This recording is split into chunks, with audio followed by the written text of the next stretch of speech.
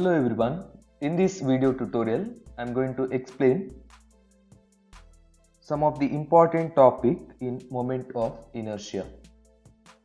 To explain this concept, I am going to consider one simple figure like this. I will consider one irregular area of capital letter A. The centroid of this figure from OX reference axis I will take at a distance of y, and from OY reference axis at a distance of x. So after considering this figure, I am going to consider moment area about OY axis, which is also called as first moment of area.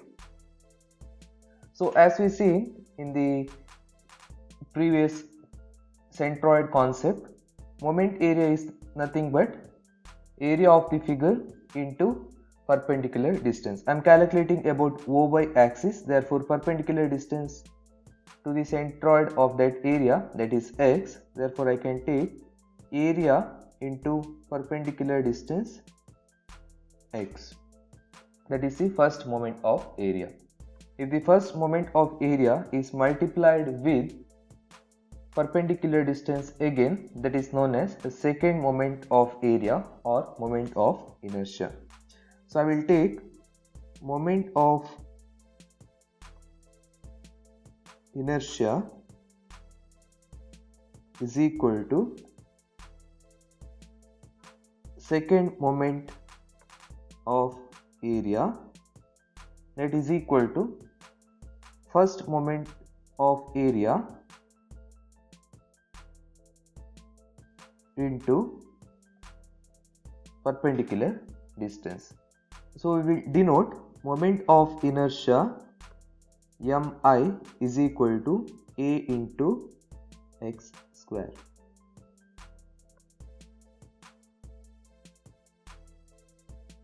The moment of inertia, either it is denoted it as I or mi. Now unit of moment of inertia. So suppose if the area and distance is given in millimeter, so it will be millimeter square into millimeter into millimeter. So it will be millimeter to the power 4. If they given in centimeter, it will be centimeter to the power 4, and if they given in meter, it will be meter to the power 4. So next concept I am going to explain, that is radius of gyration.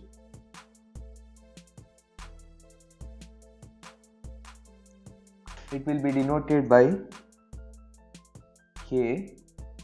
Let us see the definition of radius of gyration. So radius of gyration, it is denoted by capital letter K.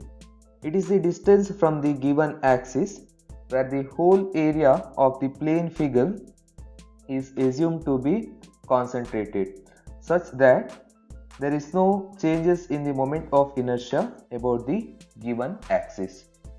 So where K will be denoted like this, so if I say K is the distance, then I is equal to A into K square. Therefore if I want K, that will be I divided by A. I have to take the root of that particular value.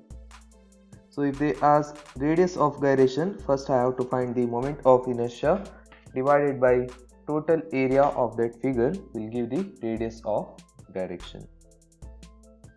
Next I am going to explain parallel axis theorem. To explain this parallel axis theorem, first I am going to take one simple figure. I will consider one irregular lamina or any plane figure of area capital letter A. The centroid of the figure I will take somewhere here, CG. I will consider one reference axis AB. If I draw the centroidal axis, the centroidal axis is the axis which passes through the centroid of the figure. As I take an AB as a reference axis, from the reference axis I will take centroidal axis at a distance of h. So this definition I will divide into three parts. So first they stating that moment of inertia of any given figure about an axis parallel to the centroidal axis. So if I want to calculate moment of inertia about AB which is parallel to the centroidal axis, we have to take the sum of moment of inertia of the centroidal axis, that is Ixx, plus sum of area into square of the distance between two axes.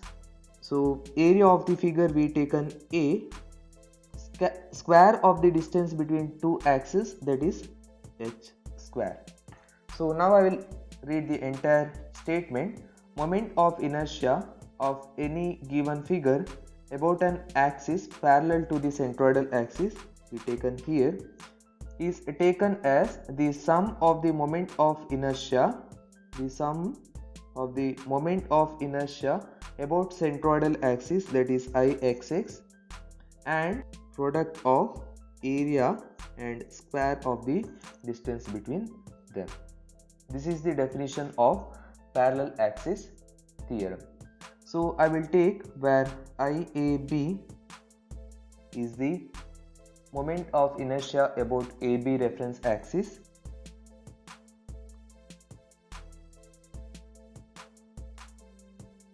Then I will take Ixx, moment of inertia about centroidal axis.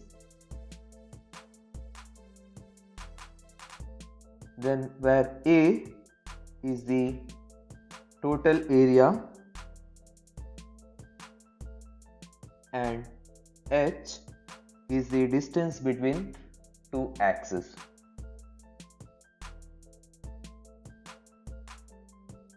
That is AB axis and Xx, that is centroidal axis.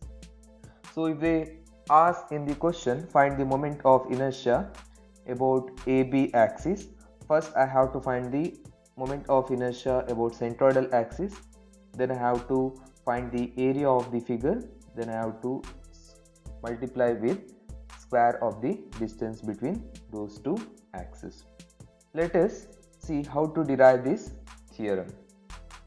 To prove this parallel axis theorem, I will consider one elementary strip with area small letter dA, that is the area of the elementary strip, at a distance y from xx centroidal axis. I will write those things in the sentence form.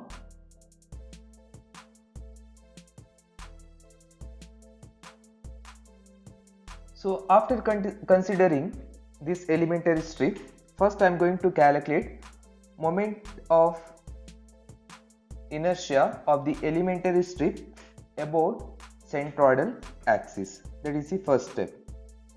Moment of inertia of the elementary strip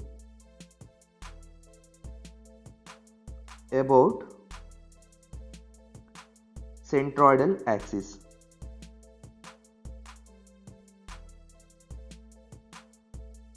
So I will take a dA into y square.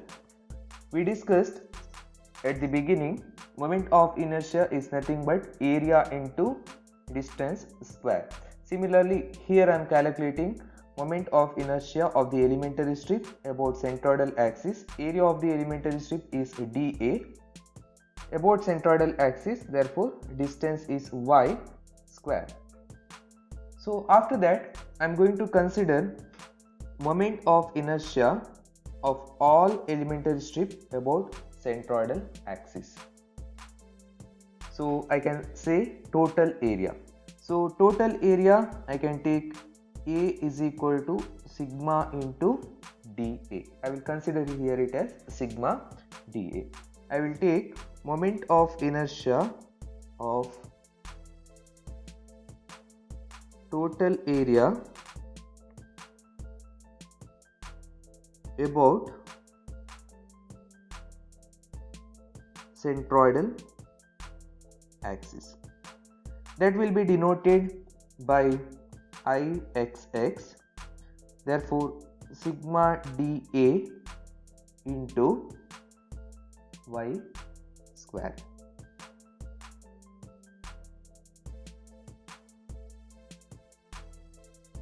Next, I am going to consider moment of inertia of the elementary strip about AB axis. So if I want to find this, that is area into distance square, distance will be h plus y, that is the total distance to the elementary strip.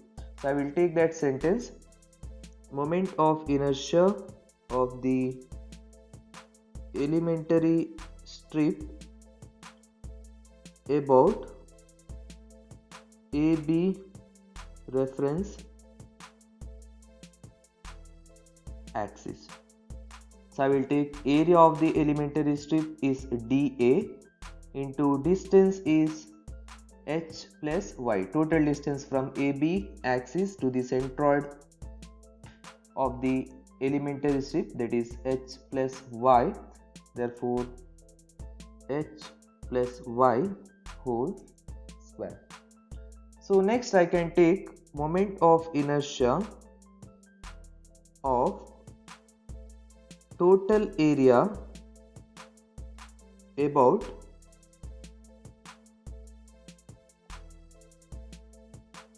AB reference axis.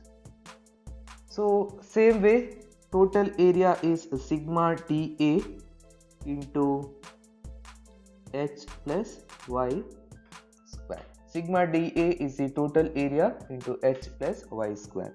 I will simplify this, sigma dA into a plus b whole square, that is h square plus y square plus 2 into h into y. Again I am going to simplify this, that is a sigma dA into h square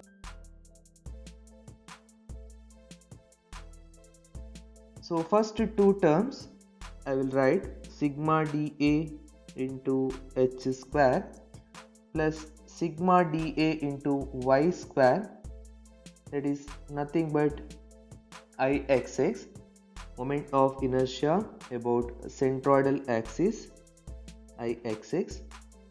Next, third term I can write sigma dA into y into h. So where sigma dA into y, so sigma dA is nothing but total area, so y is the distance to the centroid of total area. I can call it as moment area.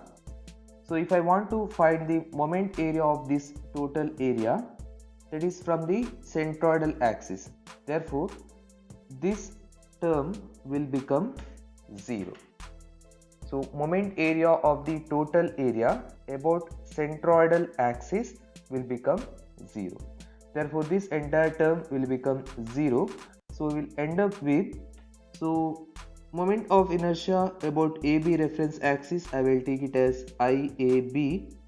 Therefore IAB is equal to Ixx plus sigma dA, that is nothing but total area, I can take it as capital letter A into h square. This is the proof for parallel axis theorem. So this is the value for AB reference axis. If I consider one figure like this, with the reference axis OX and OY. So I will consider one figure in this way. CG is somewhere here. Now X bar is the distance of centroid from OY reference axis and Y bar is the centroidal distance from OX reference axis. If I want to calculate moment of inertia about OX axis, I can write Ixx, that is the moment of inertia of the centroidal axis, plus A into Y bar whole square. Similarly, I can write IOY is equal to IYY plus A into X bar whole square. This is very important while solving the problem. The next topic I am going to discuss, that is perpendicular axis theorem. It states that moment of inertia of plane figure about an axis which is perpendicular to the plane of the figure is equal to the sum of moment of inertia about two mutually perpendicular axes. In this case, the figure, whatever I consider, that is in the xy axis. So if I want to find the moment of inertia about z axis which is perpendicular to the plane of the figure, then I can do the summation of moment of inertia of other two axes, that is Ixx and Iyy, where Izz is the moment of inertia about z axis. Thanks for watching.